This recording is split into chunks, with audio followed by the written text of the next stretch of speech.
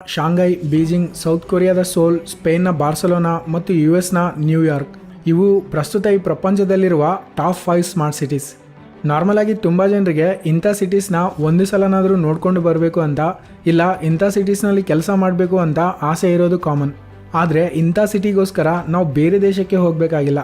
ಇನ್ನು ಕೆಲವೇ ವರ್ಷಗಳಲ್ಲಿ ನಮ್ಮ ದೇಶದಲ್ಲಿ ಕೂಡ ಇಂಥದ್ದೊಂದು ಸ್ಮಾರ್ಟ್ ಸಿಟಿ ತಯಾರಾಗಲಿದೆ. ಅದೇ ಧೋಲೇರಾ. ಈ ಧೋಲೇರಾ ಅನ್ನೋದು ಗುಜರಾತ್ನ ಅಹಮದಾಬಾದ್ ಜಿಲ್ಲೆಯಲ್ಲಿರೋ ಒಂದು ಚಿಕ್ಕ ಹಳ್ಳಿ. ಈ ಹಳ್ಳಿಯನ್ನು ಚೈನಾದ ಫೈನಾನ್ಷಿಯಲ್ ಕ್ಯಾಪಿಟಲ್ ಆದ ಶಾಂಘೈ ಥರ ಡೆವಲಪ್ ಮಾಡಬೇಕು ಅಂತ ನಮ್ಮ ಪ್ರಧಾನಮಂತ್ರಿಯವರ ಕನಸು. ಶಾಂಘೈ ವಿಶ್ವದ 5ನೇ ಶ್ರೀಮಂತ ನಗರ. ಫೈನಾನ್ಸ್ ಆ್ಯಂಡ್ ಇನ್ನೋವೇಷನ್ಗೆ ಇದೊಂದು global centre. Finance, business, economics, research, science and technology, manufacturing, ಟ್ರಾನ್ಸ್ಪೋರ್ಟೇಷನ್ಗೆ ಮೇಜರ್ ಸಿಟಿಗಳಲ್ಲಿ ಒಂದು. ಮತ್ತು ಈ ನಗರದ ಪೋರ್ಟ್ ಆಫ್ ಶಾಂಘೈ ವಿಶ್ವದಲ್ಲೇ ಬ್ಯುಸಿಯೆಸ್ಟ್ ಪೋರ್ಟ್. ಇಂಥ ಒಂದು ಸಿಟಿ ಥರ ಈ ಚಿಕ್ಕ ಹಳ್ಳಿಯನ್ನು ಮಾಡಲು ಹೊರಟಿದ್ದಾರೆ.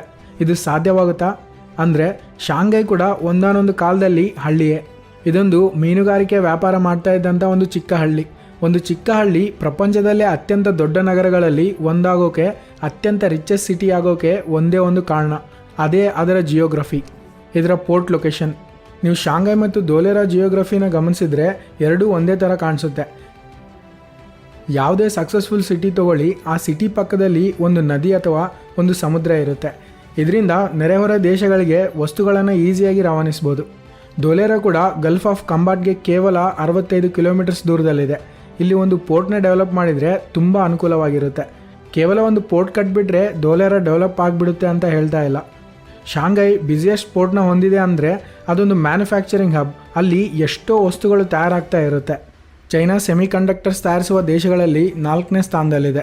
ಅವು ತಯಾರಾಗೋದು ಈ ನಗರದಲ್ಲೇ ಜಾಸ್ತಿ. ಅವಷ್ಟೇ ಅಲ್ಲ, ಈ ಸಿಟಿಯಲ್ಲಿ ಕ್ಯಾಮೆರಾಸ್, ಮೊಬೈಲ್ಸ್ನಂಥ electronics, motors, Ford, Tesla, Volkswagen ಕಾರ್ಗಳು, SUVಗಳು, ಟ್ರಕ್ಸ್ನಂಥ ಆಟೋಮೊಬೈಲ್ಸ್, ಸ್ಟೇಷನರಿ ಪ್ರಾಡಕ್ಟ್ಸ್ನಿಂದ ಹಿಡಿದು ಫೌಂಟೇನ್ ಪೆನ್ವರೆಗೆ ಎಲ್ಲ ಈ ನಗರದಲ್ಲಿ ತಯಾರಾಗಿ ವಿವಿಧ ದೇಶಗಳಿಗೆ ರವಾನಿಸಲಾಗ್ತಾ ಇರುತ್ತೆ. ಆ್ಯಪಲ್, ಲೋರಿಯಲ್, ನೈಕಿ, ಪ್ಯಾನಸೋನಿಕ್, ಫಿಲಿಪ್ಸ್ನಂಥ ಮ್ಯಾನುಫ್ಯಾಕ್ಚರಿಂಗ್ ಕಂಪನಿಗಳು ಈ ದೇಶದಲ್ಲಿ ಹೆಡ್ ಕ್ವಾರ್ಟರ್ಸ್ ಅಥವಾ ಇಂಪಾರ್ಟೆಂಟ್ ಸೆಂಟರ್ಸ್ನ ಹೊಂದಿವೆ.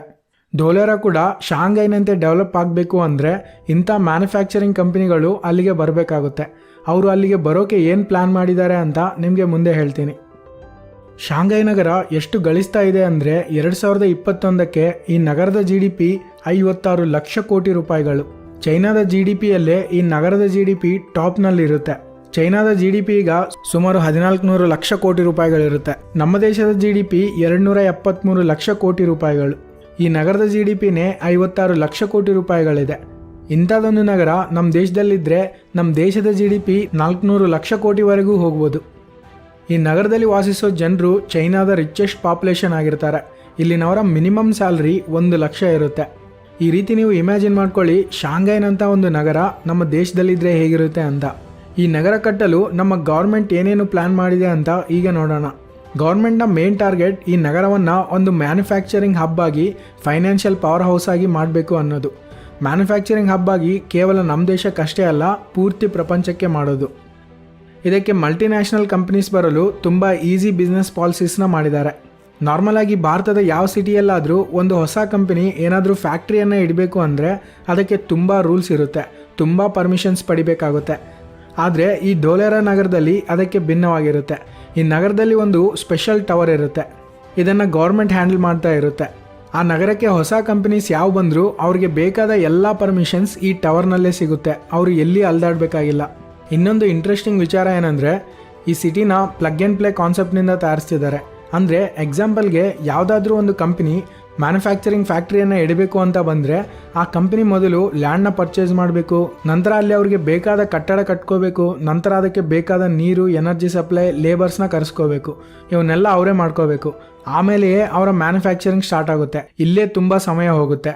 ಇದೆಲ್ಲ ಟೈಮ್ ವೇಸ್ಟ್.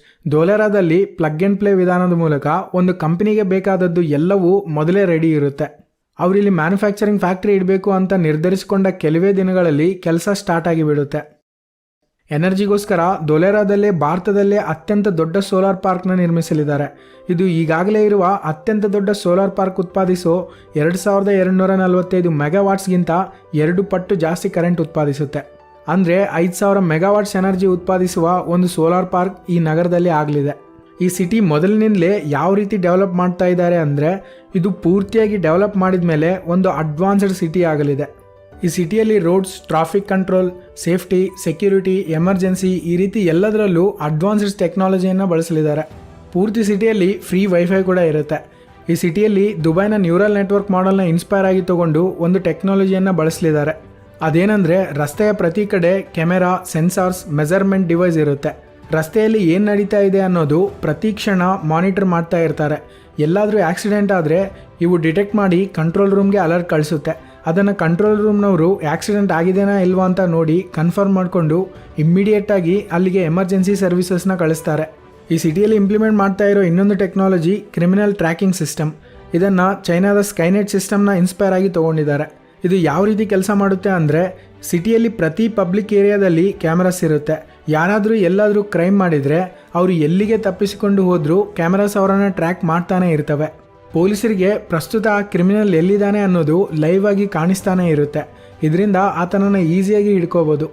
ಒಂದು ವೇಳೆ ಆ ಕ್ರಿಮಿನಲ್ ಊರಿನ ಹೊರಗೋಗಿ ತಪ್ಪಿಸ್ಕೊಂಡ್ರು ಈ ಕ್ಯಾಮೆರಾಸ್ ಮೊದಲೇ ಫೇಸ್ ಡಿಟೆಕ್ಷನ್ ಕೂಡ ಮಾಡಿರ್ತವೆ.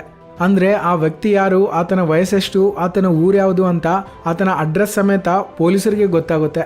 ಇದರಿಂದ ಆತ ತಪ್ಪಿಸ್ಕೊಂಡು ಹೋದರೂ ಕೂಡ ಈಸಿಯಾಗಿ ಆತನನ್ನು ಹಿಡ್ಕೋಬೋದು. ಜೊತೆಗೆ ಈ ಕ್ಯಾಮೆರಾಸ್ ರಸ್ತೆಯಲ್ಲಿರೋ ಗುಂಡಿಗಳನ್ನು, ತಗ್ಗುಗಳನ್ನು ಡಿಟೆಕ್ಟ್ ಮಾಡ್ತವೆ.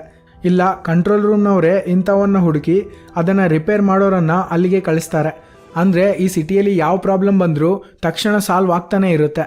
ಇನ್ನೊಂದು ಸರ್ವಿಸ್ ಏನಂದರೆ ಈ ಸಿಟಿಯಲ್ಲಿರೋರ್ಗೋಸ್ಕರನೇ ಒಂದು ಆ್ಯಪ್ ಡೆವಲಪ್ ಮಾಡಿದ್ದಾರೆ. ಆ ಆ್ಯಪ್ ಮೂಲಕ ಈ ಸಿಟಿಯಲ್ಲಿರೋ ಪ್ರತಿಯೊಂದು ಮಾಹಿತಿ ತಿಳ್ಕೊಬೋದು.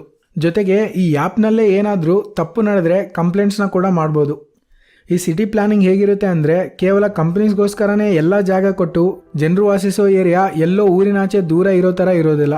ಒಂದು ಕಂಪನಿಯ ಮ್ಯಾನುಫ್ಯಾಕ್ಚರಿಂಗ್ ಫ್ಯಾಕ್ಟ್ರಿ ಇದೆ ಅಂದರೆ ಅದಕ್ಕೆ ಹತ್ತಿರದಲ್ಲೇ ಜನರು ವಾಸಿಸೋಕೆ ಒಂದು ಕಾಲನಿ ಕೂಡ ಇರುತ್ತೆ.